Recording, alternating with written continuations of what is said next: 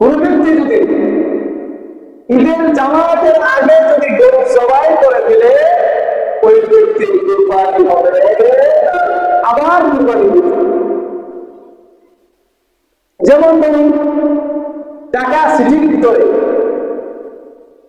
সর্বপ্রথম যে জামাত হয় 6:30টায় বা 7টায়, অর্থাৎ জামাতের পরে আপনি চাইলে কুরবানি করতে পারবেন। চাই মহল্লার এলাকার স্টিলে বা জায়গায় জামাত শেষ হোক বা না হোক, কিন্তু এক জায়গায় জামাত শেষ করা হবে, তার আগে যদি কুরবানি করেন তাহলে কুরবানি করেন। এজন্য বলা হয়েছে নির্দিষ্ট সময় নির্দিষ্ট জন্তু।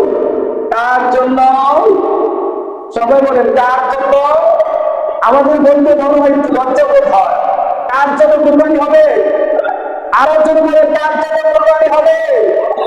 আল্লাহ তাআলার জন্যই কুরবানি করতে হবে।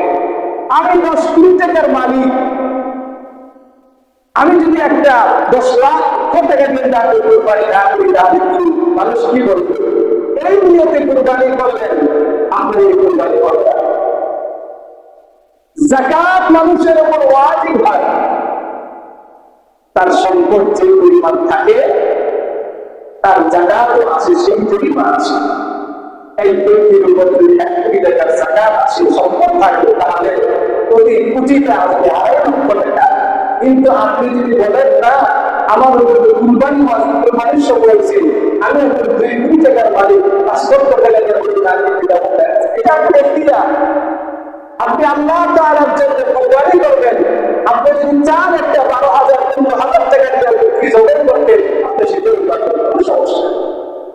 এজন্য বলা হয়েছে কুরবানির পরিভাষায় যে নির্দিষ্ট মাসে নির্দিষ্ট সময়ে নির্দিষ্ট দিনে নির্দিষ্ট জন্তুকে আল্লাহ তাআলার জন্য কুরবানি করাকে শরীয়তের পরিভাষায় কুরবানি বলে।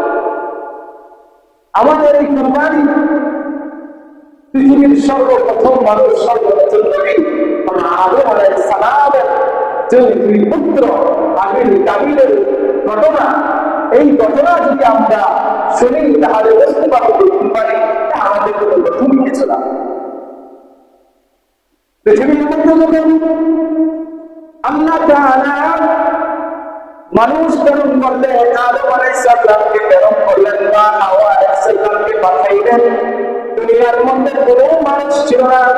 আল্লাহ তাআলা আদম আলাইহিস সালামের শরীরের মধ্যে বাইরের বিবাহ জায়েজ করে দিয়েছেন। সময়ের প্রয়োজনের জন্য বাইরের বিবাহ জায়েজ করেছেন, যাতে করে পৃথিবীর মধ্যে মানুষের বিস্তার হয়। মা হাওয়া আলাইহিস সালামের গর্ভে প্রতি গর্ভে 2 জন করে সন্তান জন্ম হয়, একজন ছেলে একজন মেয়ে। তো একসাথে যারা জন্মগ্রহণ করবে, আদম আলাইহিস সালামের শরীয়তে তারা ছিল সহোদর ভাই বোন, একসাথে জন্মগ্রহণ করবে, তারা থাকবে, ভাই বোন থাকবে।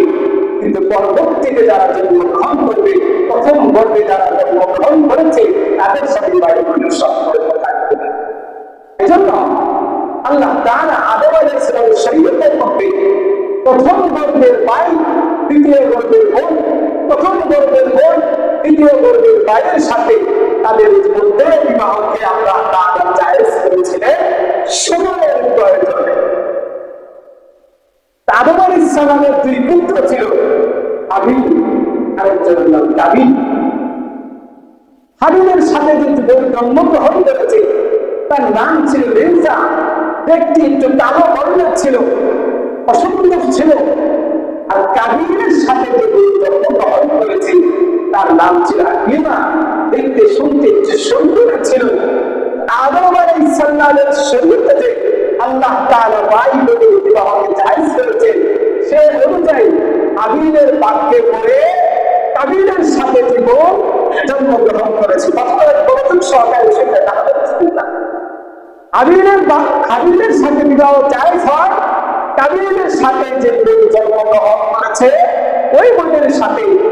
আর কাবিলের সাথে বিবাহ আবদ্ধ জায়েজ হয় হাবিলের সাথে যে বোন জন্মগ্রহণ করেছে।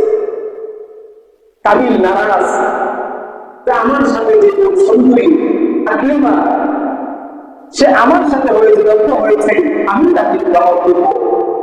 আমি হাবিবের সাথে জন্ম গ্রহণ করেছি, আমি তাকে বিবাহ করব না। দুইজনের মধ্যে দ্বন্দ্ব। আদম আলাইহিস সালাম বুঝানোর জন্য অনেক চেষ্টা করলেন, ধমক দিলেন, বুঝার চেষ্টা করে। এবার আদম আলাইহিস সালাম দুই পুত্রকে বললেন যে তোমরা এবার কি করো? কুরবানি করো। যার কুরবানি আল্লাহ তাআলা কবুল করবে সেই আকলিমা বিবাহ। আল্লাহ পাক এই কথাটা কোরআনে বলেন, وَاتْلُ عَلَيْهِمْ نَبَأَ ابْنَيْ آدَمَ بِالْحَقِّ إِذْ قَرَّبَا قُرْبَانًا فَتُقُبِّلَ مِنْ أَحَدِهِمَا وَلَمْ يُتَقَبَّلْ مِنَ الْآخَرِ। আল্লাহ তাআলা বলেন, ও নবী, আপনি আদম আলাইহিস সালামের দুই পুত্রের ঘটনা, কুরবানির ঘটনাকে আপনি উম্মতের মধ্যে সহজভাবে বর্ণনা করে শুনিয়ে إذ قربا قربانا فتقبل من أحدهما। যখন তারা দুইজনে কুরবানি করেছে, আল্লাহ তাআলা একজনের কুরবানি কবুল করেছে, ولم يتقبل من الآخر। আল্লাহ তাআলা আরেকজনের কুরবানি কবুল করে নাই।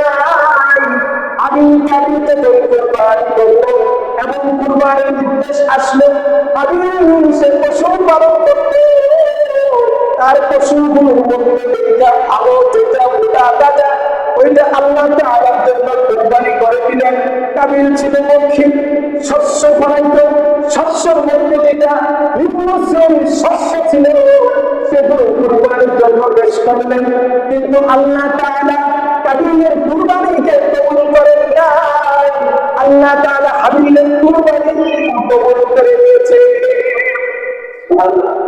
কারণ হাবিল কুরবানি করেছে লিওয়াজহিল্লাহ তাআলা, তার পশুর মধ্যে সবচাইতে যেটা ভালো সেটাকে কুরবানি করেছে।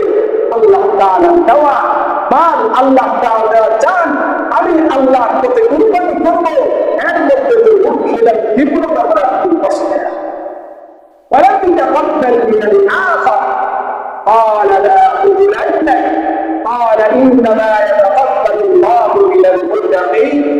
ওই সময় কুরবানি কবুল হওয়ার নিদর্শন ছিল আল্লাহ তাআলা যার কুরবানি কবুল করবে, আকাশ থেকে আগুন এসে ওই কুরবানি যোগ্য ওই বস্তুকে পুড়িয়ে ঠিক তেমনিভাবে আমির যে কুরবানি করেছে, আল্লাহ তাআলা আকাশের থেকে আগুন পাঠিয়ে তার জন্তুকে এটাকে আগুন দিয়ে পুড়িয়ে ফেলেছে। কোন এক রাতের মধ্যে এসে হাবিবের দুম্মাকে আল্লাহ তাআলা আকাশের মধ্যে উঠিয়ে দিয়েছেন। যখন ইব্রাহিম আলাইহিস সালাম পুত্র ইসমাঈলকে জবাই করেছে, আল্লাহ তাআলা সেই দুম্মাকে জিবরিলের পক্ষে পাঠিয়ে দিয়েছেন। বর্ণনা আসছে, বিদ্যমান বর্ণনা। তো আল্লাহ তাআলা যখন কাবিলের কুরবানি কবুল করলেন না, এবার কাবিল খুব রাগ হয়, তার ভাই হাবিলকে বলতেছে যে আমি তোমাকে কতল করে ফেলবো, লাইন বাসাত্তা ইলাইয়া ইয়াদাকা লিআকতুলান্না। কাবিল তার ভাই বলতেছে যে আমি তোমাকে হত্যা করে ফেলবো। হাবিল ভালো মানুষ, সে এই কথা বলে না, কিন্তু আসলে ভালো মানুষের সুস্থ এটাই থাকে, গুণ এটাই থাকে। তুমি আমার সাথে কামড়া করতে আসবা, দরকার নাই, তুমি তোমার সাইডে থাকো। তোমার সাথে আমার ঝগড়া করার দরকার নাই, তুমি তোমার মধ্যে থাকো। আমি এই কথা বলার পর, শোনার পর করতেছে, আমি ইন্নী আখাফুল্লাহ রাব্বাল আলামিন। ও ভাই, তুমি যদি আমাকে হত্যা করার জন্য তোমার হাত আমার দিকে প্রসারিত করো, তাহলে আমি তোমাকে হত্যা করার জন্য আমার হাত দিয়ে প্রসারিত করবো না।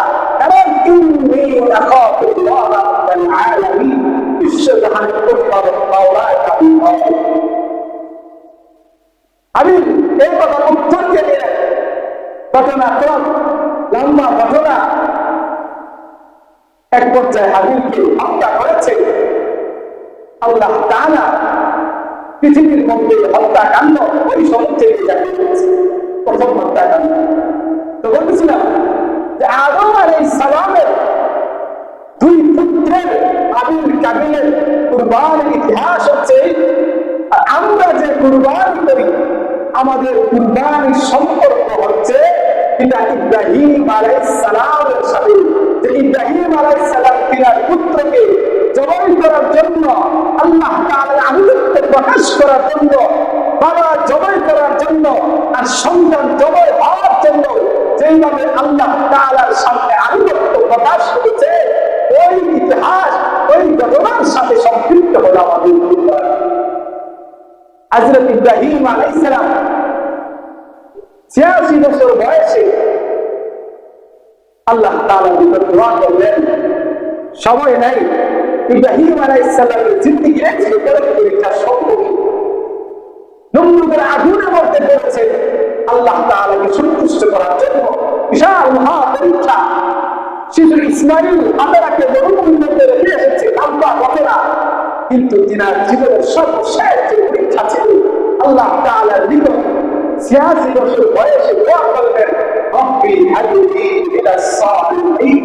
ও পরওয়ারদিগার আল্লাহ, আমাকে একটা আপনি সৎ সন্তান আপনি দান, একজন নেককার সন্তান আপনি আমাকে দান করেন। আল্লাহ পাক ইব্রাহিম আলাইহিস সালামের দোয়া কবুল করে সাথে সাথে ঘোষণা দিয়ে দিলেন,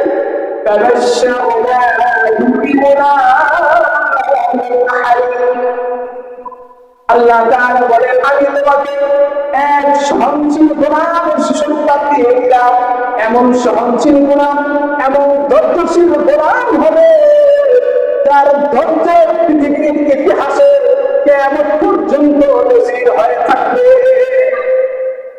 আল্লাহ তাআলা ইব্রাহিম আলাইহিস সালামকে দান করলেন, সুসংবাদ দিয়ে দিলেন।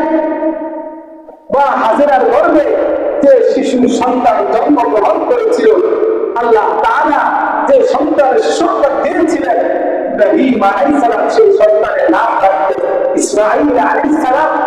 ইসমাঈল আলাইহিস সালামকে লালন পালন করে যখন একটু বড় করলেন, একজন শিশু বাচ্চাকে লালন পালন করা কত কষ্টের ব্যাপার। যারা বাবা আছেন তারা বুঝেন, রাতের পর রাত চলে যায়, দিনের পর দিন চলে যায়, মা বাবার ঘুম রাতের বেলা হারাম হয়ে যায়। এরকম দীর্ঘ কষ্ট সহ্য করার পর যখন ছেলেটা একটু বড় হয়, তেমন বড় হয়েছে